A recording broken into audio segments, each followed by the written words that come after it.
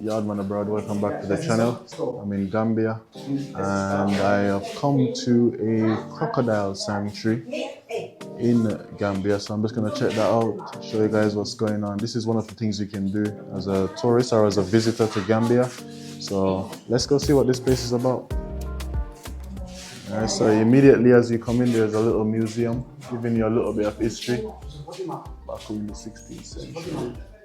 Before reaching the port of Baku, there is a bare rock called Rocca Euro Gold Rock. The blacks say that it is enchanted and they cut no wood there. Interesting. Yeah, so got this mask here. Circumcisional masquerade. This mask is shared by Baku, Brikama, Lamin, and other villages of the Kombos. It comes out during the male circumcision ceremonies and other festivities. It is an important part of Baku culture. Wow. Okay, so this is some kind of circumcision ceremony. Yeah, so they got a little museum like immediately upon entering the sanctuary. Alright. Pa Demba Gassama, newly circumcised in a traditional circumcision ritual outfit. Okay, this is interesting to me, guys. You know, all this talk of circumcision, you know, because I came across a post on social media recently, and they were basically, I think they lifted the ban on what they call FGM, I think that's female genital mutilation. So I don't know, I guess this is giving us a little bit of culture. But this is male circumcision in Ganjur. So this is a male circumcision, so it's not just female. But here you can see what looks like a female, and it's saying newly circumcised in a traditional circumcision ritual outfit. But yeah, this is interesting. Yeah, so I guess it's something that's practiced for male and female. Of course, you know, a lot of people might think it's a bit more detrimental to the female, but of course the culture here don't see it that way. So that's very interesting to me and very current as well, considering Gambia just lifted the ban on female genital mutilation, so, or what is called female genital mutilation. This is very interesting to see. The first school in Baku by Anna Kilburn, a Quaker missionary, closed in 1823 when she left for the UK. The Quakers. Now that's a familiar word. They're a group of people.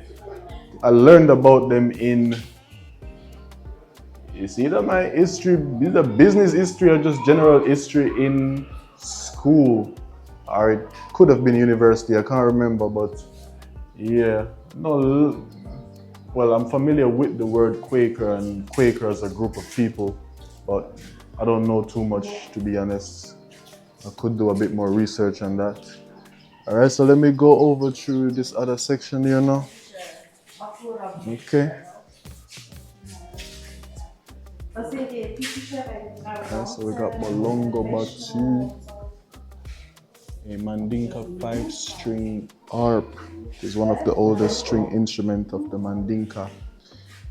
Interesting enough, when I was coming down here, we drove through a little town, and you know, my friend was telling me that town is predominantly Mandinka, so it's a lot of them living there. The calabash drum. Calabash, that's a word that is very familiar to Jamaicans.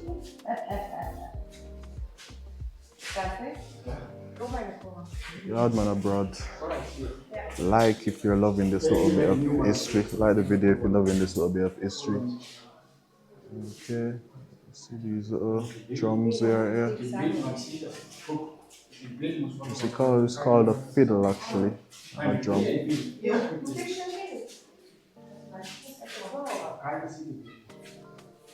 Oh, I was about to touch this thing, then I remember the do not touch. Yeah.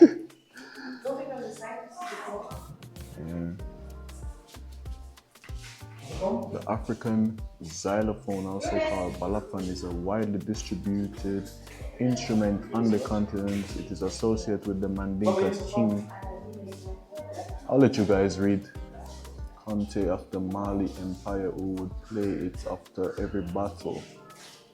The Mandinka balafon has 15 to 19 keys. Yeah guys, I'm gonna just show these things, if you're interested in really knowing about it, you can always pause the video and have a look. This is a wall of communication drum used to pass information for meetings and other social gatherings in the community. Yes, this drum probably saved many lives. Just beat this bad boy when the pagans are coming. But yeah, man. What we got here? This is an emergency drum beating to alert people. Now this is the one. Beating to alert people in the events of fire outbreaks, funeral, accidents, meetings and prayers like Tabaski or the end of Ramadan. It is made from bull-hide and mahogany wood. In some societies, the drum is beaten by a designated elder, usually a griot. Right, so yeah, this is the one. This is the emergency drum. Yeah, that's the one that's probably saved many lives.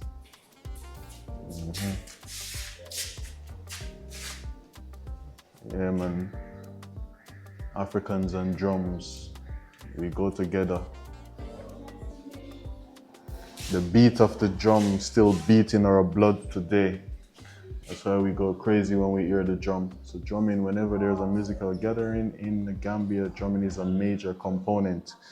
That is very true. And interesting enough, last night when I was out in the streets while observing them celebrate the end of Ramadan or celebrating Eid, there was a lot of drumming going on. There's a lot of drumming going on around there. So yeah, it's a culture that lives on, I guess. But yeah, guys, I'm gonna go through. Oh, did I see us in here?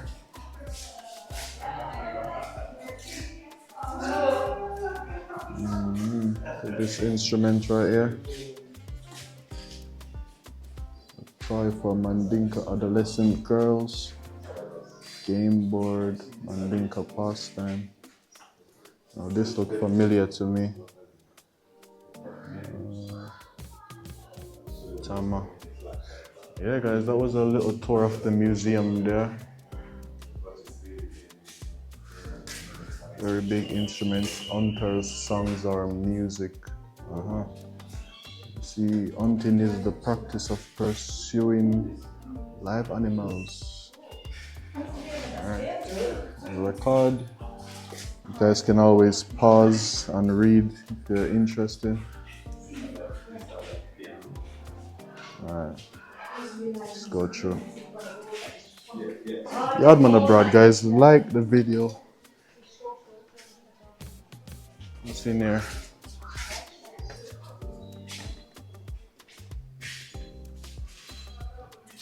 Okay. What's going on? The large American there of the Gold Coast, Ghana, the Gambia, Nigeria, and all of African continents were all living in the same camp. We spent a durable time there to ongoing military training. We finished our time. We were waiting for the battle to kick off. Right. Okay. When we reached India, we disembarked. Yeah, guys. So this looked like a bit of history, a bit of colonial history. 1945. So that's what we're talking about. World War II there. Captain George MC leading a patrol of the 1st Battalion, the Gambian Regiment, 1st West African Infantry Brigade. Yeah, so this is more a bit of war history here. 81st West African Division, World War II. Okay, there. All right.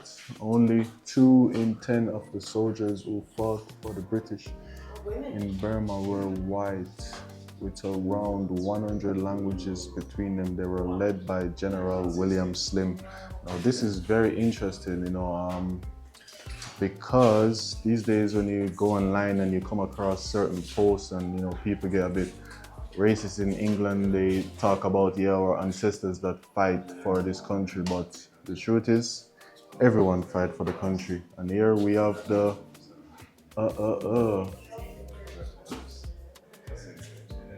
so here it's showing now. This is seems to be, what's this, the 81st West African Division, World War II.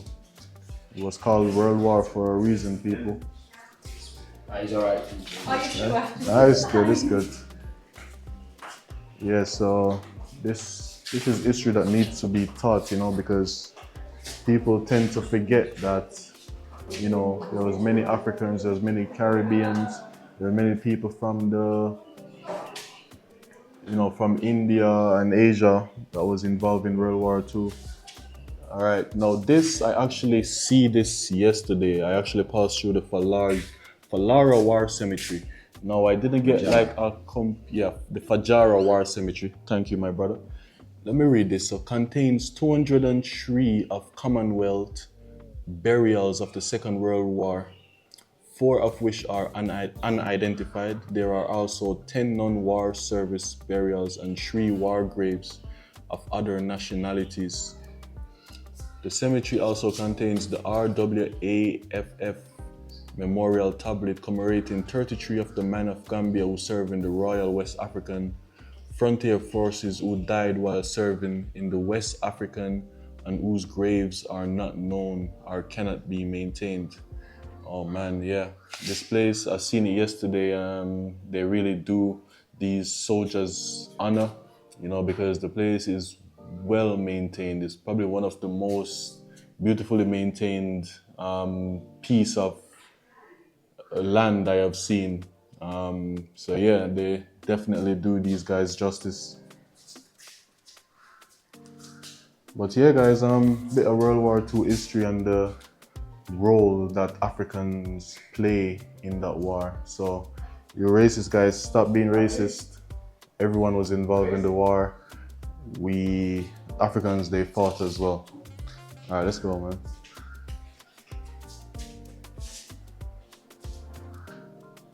Yeah, I just had to get that little rant out, because these racist guys, they're always talking about, we want our country back. Oh, my ancestors, my granddad, my great-granddad fought in the war. Yeah, so did a lot of Africans.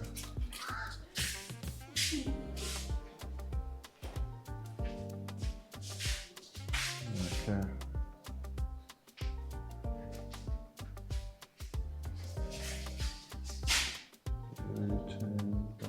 The first and bloodiest coup happened in the Gambia. This is talking about a bit of Gambian history now, a bit of Gambian politics there. I think a number of coups have happened in this country.